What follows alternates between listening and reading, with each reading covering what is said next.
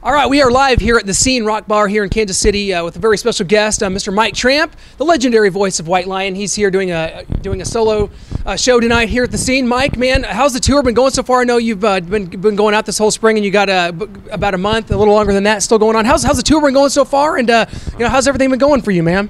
The tour's going great, and like every day is a new day. I see something new every day. I experience something new every day, and then I get up on stage and play the same old songs.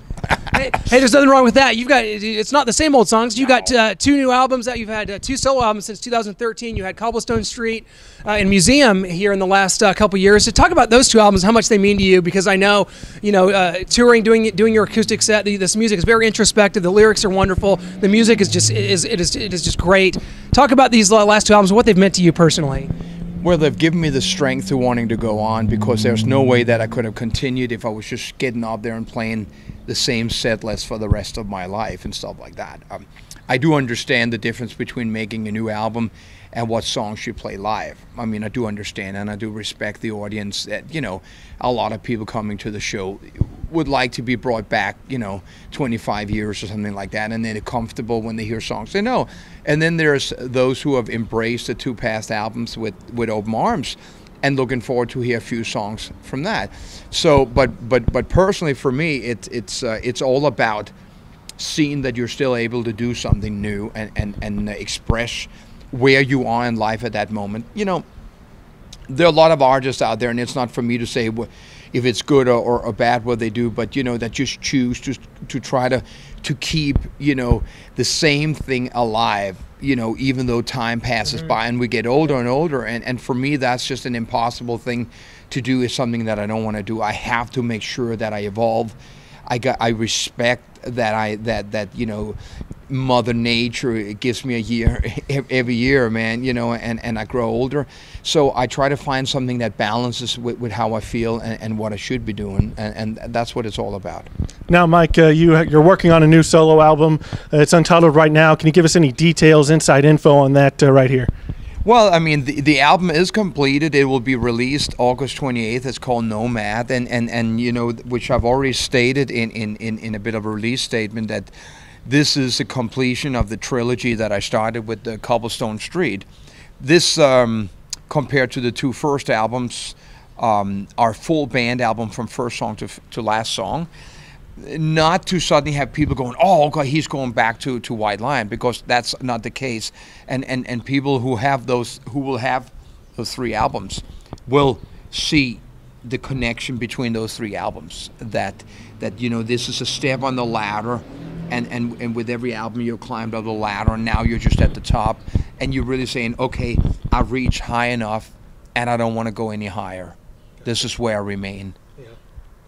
Well, I know you've done part of this tour. I think you did the Monsters of Rock cruise. What was that like? And any crazy stories unfold? I mean, it just looked like it was a lot of your peers were on this cruise. I mean, I can't imagine a bunch of rockers on a cruise ship and a bunch of fans. I mean, it just looked like a lot of fun. Wish I could have made it out. What was the Monsters of Rock cruise like? Well, I did it last year too, and I think that maybe if you look at it from a different view, I think the greatest thing about it is that you can get 5,000 rock fans together and 80 bands of all kinds, and just create complete tranquility in the name of rock and roll. And I think that it's just it's a sign that we've all come far, and that we all have stuck together in one way or another. Whatever it is that draws together, it's there.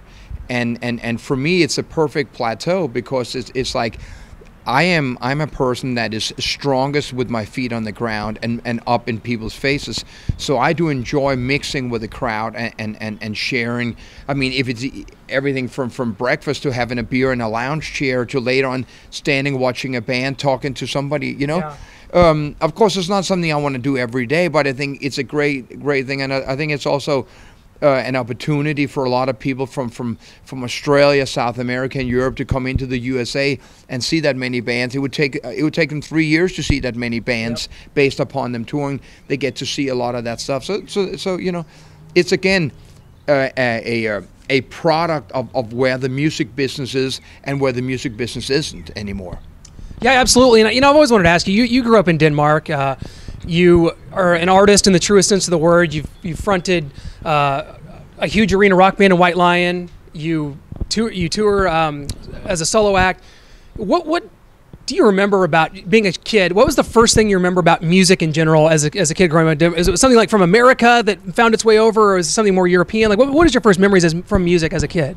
Well, definitely Elvis, because my mom used to wake us up to either Elvis, Bob Dylan, or Roy Orbison, and it was just a gentle way to be woken up, and you know, it made you feel well, and music just were always part of our home. I mean, in the first place, just as something we listened to and enjoyed. So we come from a family that made music a big part of our life, that it had to be around where we were. And then later on, you know, we had an acoustic guitar, and the three brothers would just, you know, sit and play from time to time, and never ever had any bigger plan than just, you know, just sitting and playing the guitar and singing and stuff like that. And later on, I just took it to one step further. And that was really just to entertain my classmates or my youth club friends when we went on vacations and we were sitting in the back of the bus around the campfire.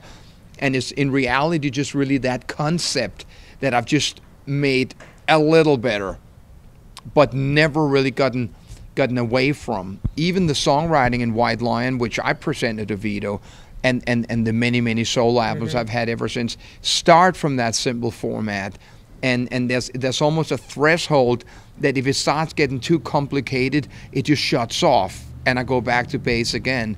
And it's basically just keeping Mike Tramp down where he's most comfortable and where he's strongest, and it keeps me real. Of course, there's some years where I went out on a limb and I went out searching and I tried to push the boundaries and something like that, but it pulled me back at times and saying, no, you're really only able to go this far.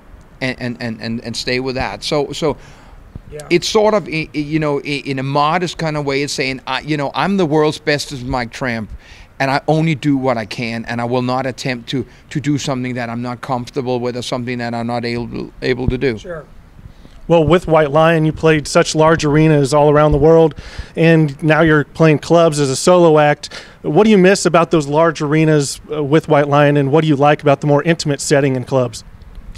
Yeah, well, obviously that's a good question in that way. I mean, I don't miss the thing that people back home think that what it's like to be a big rock star and have the money and you know, that whole thing that now everyday people are getting force fed by watching the Kardashians or 5 million other reality shows that are not realistic in reality, you know, and something like that. You know, there is of course the discovery of playing those kind of places the first time. Then the second chapter, you become in, now it becomes a routine. You kind of get expected to be like that every night. There's 25,000 people waiting just for you to raise your hand and go, let me hear you, and they go, yeah, and stuff like that. And then when that's taken away years later, you go, what now? And then bit by bit you find your way back to who you are. Now you're out some nights playing for 10 to 15 to 25 people or 200 people. And that in reality is the true test.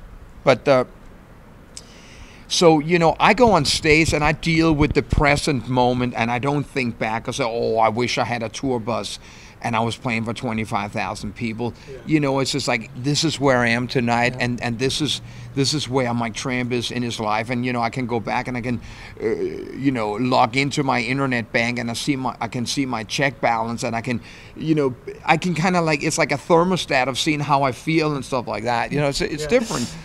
And you know, it was just never meant to last for that long time. You know, I'm not a businessman.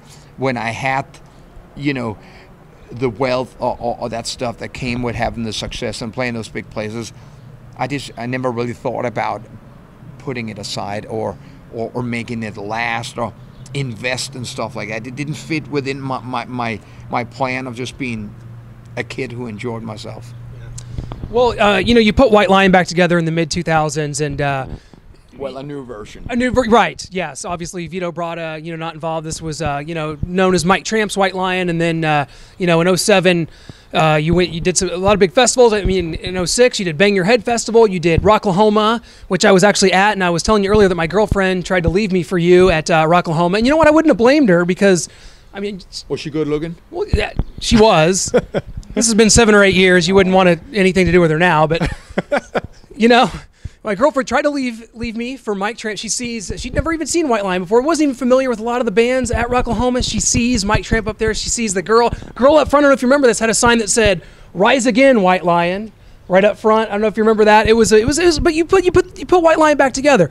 Do you feel closure having done that? Because a lot of people got to see you play those songs again, electrically and with full bombast, and with a new band, but yet still, under that moniker. Did you get a sense of closure? Because when we talked to you a couple years ago, you seemed to be at the point where that is a part of your past, and you don't feel like revisiting that probably ever again. But maybe you just got closure from putting the band together and doing those tours. Well, yeah, I mean, in reality, I did find closure because this was something I hadn't planned to do. And by sticking my feet into the pond of piranhas, I figured out that this is not a place where I wanted to be, too. And also because the original White Lion had not, kind of ended, bombastic or with like the final show. It just happened like that. Yeah. And I told Vito 2 days before, when we play Boston September 2nd, that's the final show. And he just went, yeah. And we didn't speak about it for almost 20 years. And then I had my band Freak of Nature, 3 albums, and then I did started making my solo albums.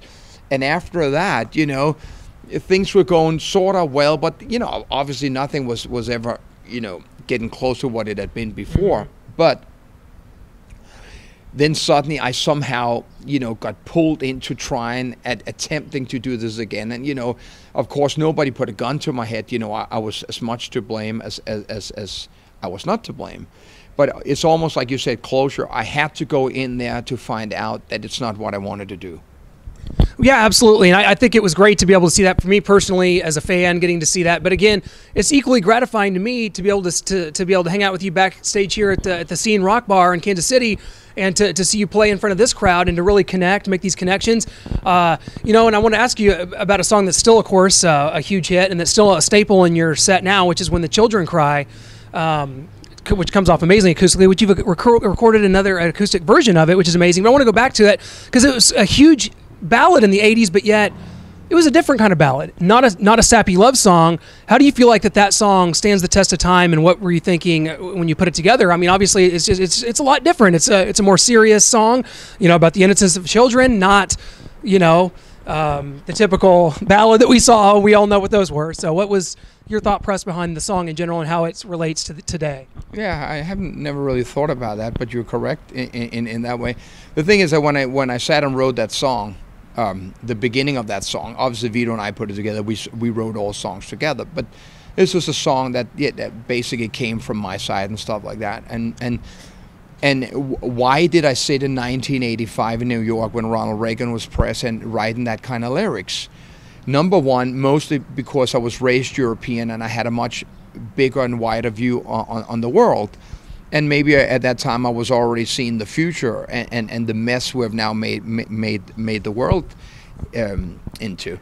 At the same time, I'm proud when you mention that, without taking anything away from any other ballad at that time, that this is just another sign where White Lion stood a few steps to the left or the right from the mainstream, glam rock, Sunset Boulevard, everything louder than everything else, for MTV and stuff like that. But something, and I sometimes talk about it on stage in a funny way or in a non-funny way, that there was something that knocked on the inside, regardless of how much I wanted to be like David Lee Roth. No matter how much White Lion wanted just to be, that big band, on a big stage and a big stage show, stuff like that, I could not run away from that. I was raised on folk music. I was raised on Dylan. I was raised on Neil Young. I was raised on a big hippie movement in Copenhagen, Denmark. And even though I was much more of a Slade and Sweet and Queen and Rainbow fan in those days, the way I had grown up and the way I was sitting playing an acoustic guitar is mother's milk to me. And the second I identify with that is my DNA, and didn't try to fight that. You know, the songwriting speaks for itself since that day. You know, but you know, this is where you get songs like Little Fighter, Lady of the Valley, Cry for Freedom, Broken Home. You know, you can even go to the first White Line album, where, you know, that album does not belong with Poison or Rat or Cinderella and stuff like that. And you know, I don't think Vito and I ever thought about what it was we were doing. I think we were just following what it is we were, and it just came naturally, and that's just the way it is. Well, what were some of your favorite bands you toured with, and some particular memories that stick out to you to this day? If you remember any. I remember every girl I slept with, too. Let's go through names. One? None. Well, one thing is, I mean, because the bands I tour with is not the bands that influenced me musically. That just happened to be the bands offering White Line a fantastic solo spot, Sure. like Kiss, like Aerosmith, like AC/DC, Ozzy Osbourne, Cinderella, Stryper, Ace Frehley, Y&T. I mean, Motley Crue, all the bands that we ended up touring with. That it was just part of the package at that time. You know, it was just part of the package that time, and you know, you could not have risen to the top without MTV or without radio. Yeah. You could at the same time not have had this kind of success we had if you hadn't had the great songs as Wait, Tell Me When the Children Cry, Little Fighter, you know, Radar Love, etc., etc. I mean, you know, one thing, you know, leads to the other thing, but it starts with the band and the quality of the songs. That's what people remember, you know. Yeah, so much to remember, Mike. Your career, which is still going so strong, and of course, you know, the guys, the albums that I believe at least Museum is for sale here at the shows. If you go check out any of Mike's shows coming up, we got St. Louis coming up. Got a lot of dates in the Midwest. Got a lot of dates down in Texas, and I think up in California later on, and in Vegas. Mike, just you know, before we let you go, just, you know, give the people at home, you know, what they're going to see when they come see you, you know, what the show's like, and you know, what they can expect when they come see you play solo.